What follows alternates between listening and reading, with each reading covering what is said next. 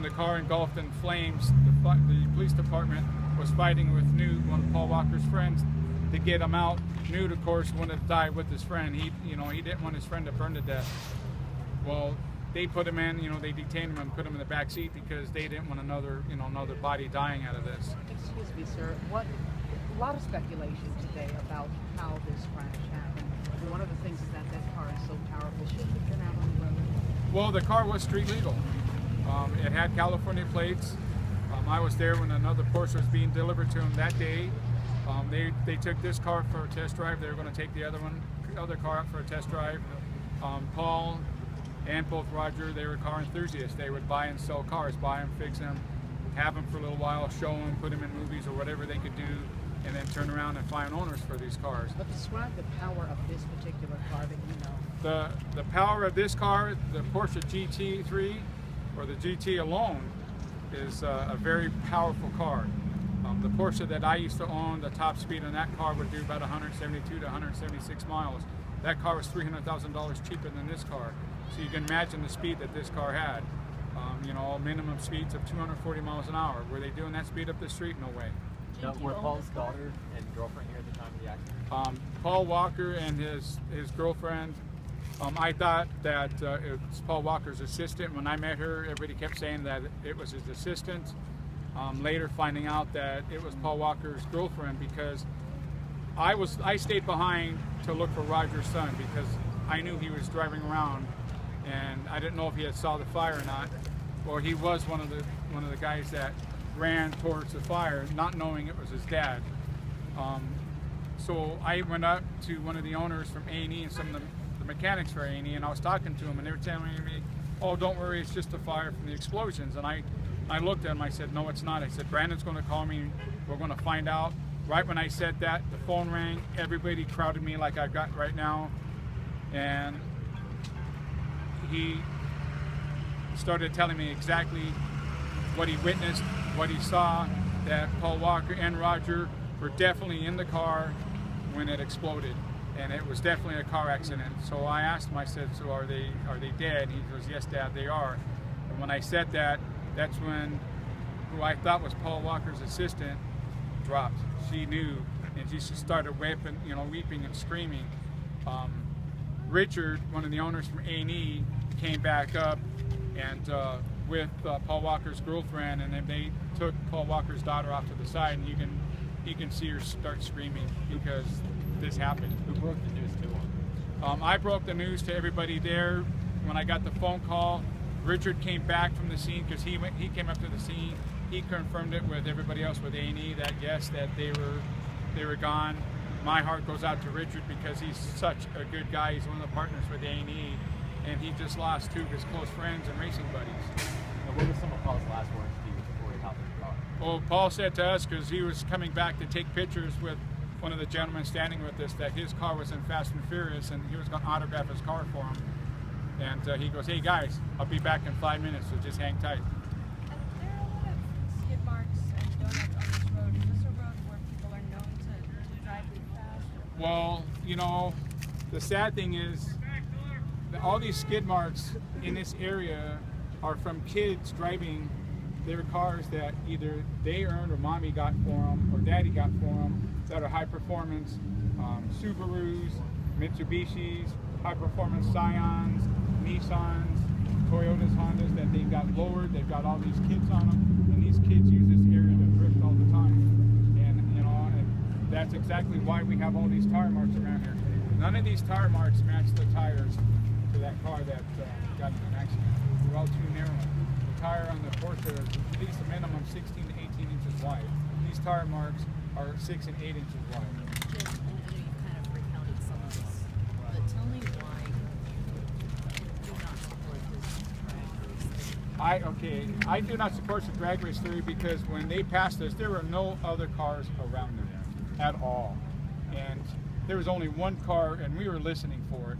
And when they hit it a little bit, and you can hear their exhaust, there's only one car. It wasn't two cars. Two cars didn't pass us up.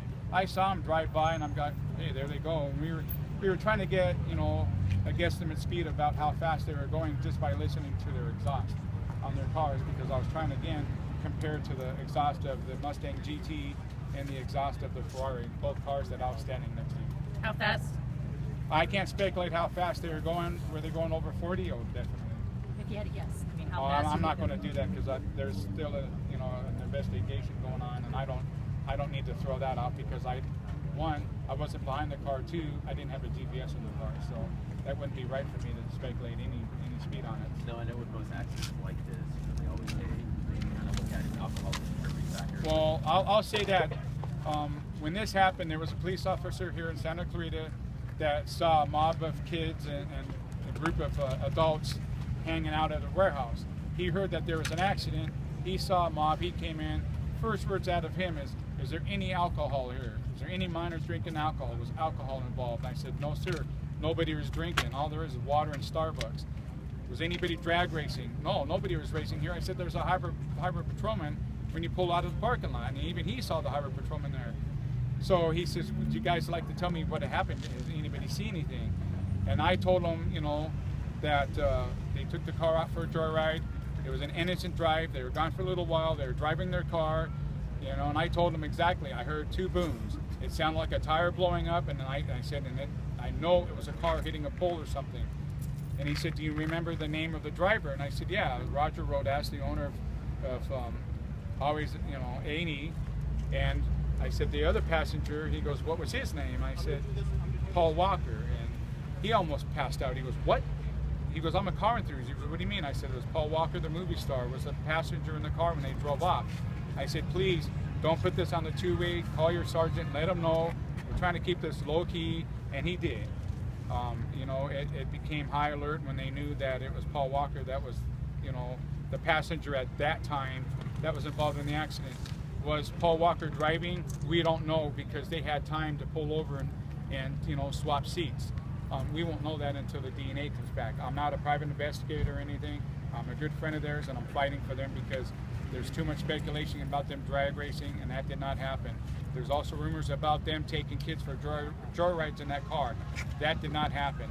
There was nobody burning out when they left the event. If they did, they were knuckleheads, and they got a ticket from the highway patrolman. So everybody, when you have a car that magnitude, that car cost well over $500,000. I don't think they were going to be reckless about it. Did you see any signs of a blown out tire?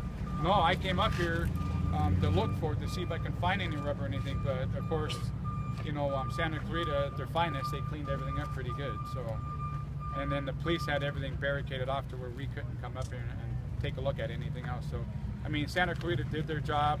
They tried to protect, they tried to protect Paul and Roger the best they could. There were a lot of cameramen up here that weren't professionals with the news media, taking pictures as they were pulling him out of the car, and the guy was laughing at everything, and one of the kids wanted to knock him out. And the guy, apparently said he's going to turn it over to TMZ and other networks and try to make money out of it. That, whatever you got to do, you got to do. But, my message to him is kick rocks. That was uncalled for. Jim, Two guys going out for a ride, enjoying the car they just got, taking that out for the test drive before they parked it. Again, because they were going to take another Porsche that they just got Saturday, take that out for a test drive before they sold that car. And from what my understanding is, both cars were already sold. So they weren't going to go out and recklessly ruin this car that they already had sold for somebody. I know them. I met Roger and AE when we came over to do electrical in their warehouse. My son knows Richard, one of the owners of AE, very well. They all grew up together, and they hang out together. My son's gone to the races with them, and because of my son and Richard, they invited me and my family over to this event to have a good time. And of course, when this happened, the professionalism of me, being an adult, took over because there were a lot of younger people other than myself there, and they were distraught. Their best friends had just died, and I tried to do whatever I could to, to keep order around there with other adults. That I think we did a very good job because we left at 9 o'clock. So, we got their cars back in the warehouse. We wound everything down for them, got everything moved around for them, like any other good Samaritan or good friend would do. We're electrical contractors and general contractors. My family, we're all in the construction business here in town. Did you get a chance to talk to Tyrese yesterday? No, I didn't. I didn't even want to. I would have never I saw several celebrities driving, you know, real expensive cars coming over here. I'm sorry, you can recognize that they were celebrities from Fast and Furious. They were here, and you know, the crowd of people saw them and started mobbing them, and they took off. So I'm glad they didn't get out of the car. They didn't need to see this. I think Tyrese came to pay his respects and say goodbye to one of his closest friends, and I respect him for it. We all said a prayer when they died, when they were putting out the fire. A lot of Paul Walker and Roger's friends were up here. We all went on the line. We all knelt down and prayed. We prayed inside, and I told them when we finished praying, I said, you know, we're right behind North Park Church here in Santa Clarita, and you know, it's hard. You know, we pray for us. And I pray for their family because of what Paul Walker's girlfriend and daughter have to go through, what Roger's wife and children, they have to go through, what his son saw and what he's got to live through for the rest of his life. It's heartbreaking. It's too much to handle. It is. It's too much to handle. And my heart goes out to them because I know what my family is going through with my wife and daughter meeting Paul Walker that day, my younger son. Everybody had a blast. They were just shocked that Paul Walker would come up and introduce himself to them. You know, he was happy. I could tell everybody, Paul Walker, when he got into the car, was extremely happy. His toy drive was a success. He was giddy, laughing with everybody, laughing when he got in the car. When he was driving off, they were laughing. They were having a good time. So, you know, he wasn't worried. He had no look of fear on his face or anything else. So, If you don't mind, could you guys just kind of like walk us through like where? I'll walk. Everybody who wants to follow, I'll take everybody slowly. If everybody from here can move out of the way, and I'll show you where, you know, where everything started.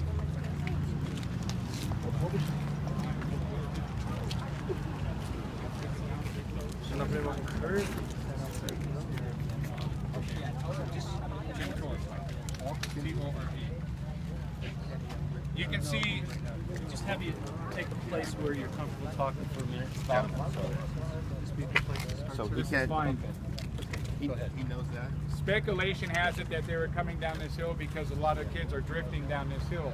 They weren't coming down the hill, they were coming up the hill. When they passed us, they were coming up. I know personally, when I saw them drive by me, that they made a right-hand turn coming up the street. When they came up, when I heard the first boom, that's telling me that they came up this curve and they hit that tree right there. You can see some of the rubber on that curve right here that their car hit, and it hit this tree because you can see the red paint and the black come off the car. So that tree mark right here, this is the paint from the car hitting this tree. When they hit that tree, they hit the light post right here, and it deflected off of these trees and landed where that tree was. That's all burnt up. That's where the car blew up. So this is the path that they were going when the car rested against that tree right there. So did the car blow up right away? No, it didn't. Thank you, sir. Their business is on the other side of that building. He had You it see brought where this the here. white plastic is? One little in the interview, he walks away. If you go down this street, turn right, go down the road, you're going to see a street called Alta Vista. Make a right there. That's where their building is. It's Jim, Jim, Torp.